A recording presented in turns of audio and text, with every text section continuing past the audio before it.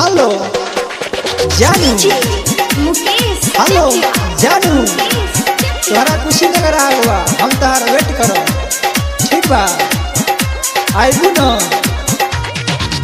आई हो मिले जान खुशी नगर में वेट करब हम तोहरा के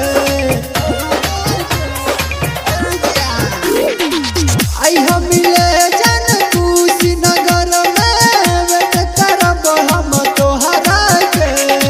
गमछा बिछा के करब प्यार रानी तोहसे फर्स्ट जनवरी के गमछा बिछा के करब प्यार रानी तोहसे फर्स्ट जनवरी के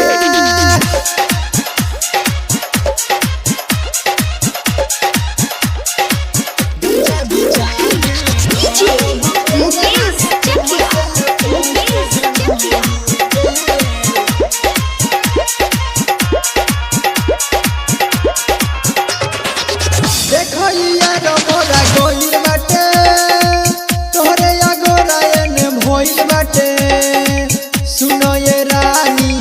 ए दिल जानी तोहरे पदिल हमर गोइल बाटे ए हो देखो यार मोरा गोइल बाटे तोहरे या गोरायन भइल बाटे सुनो ये रानी ए दिल जानी तोहरे पदिल हमर गोइल बाटे लागी ना मन धन सुनो ये गोरिया कैसे रहब हम अकेला रे गमछा बिछा के करब प्यार रानी तोहसे फर्स्ट जनवरी के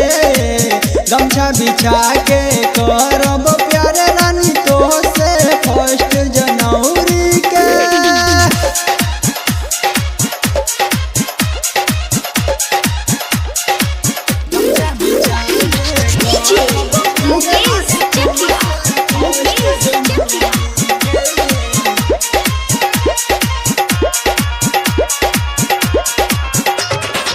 सुनो ये रनिया अकेले अइहो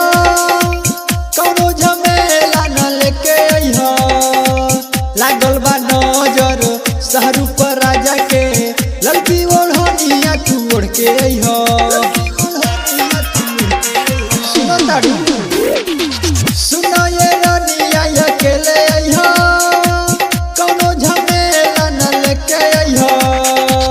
लागल बा नजर शहरु पर राजा के लड़की ओढ़निया तू उड़ के अइहो लागे ना मन एको छन ये सोना रवि राज अकेला के गमछा बिछा के करब प्यार रानी हम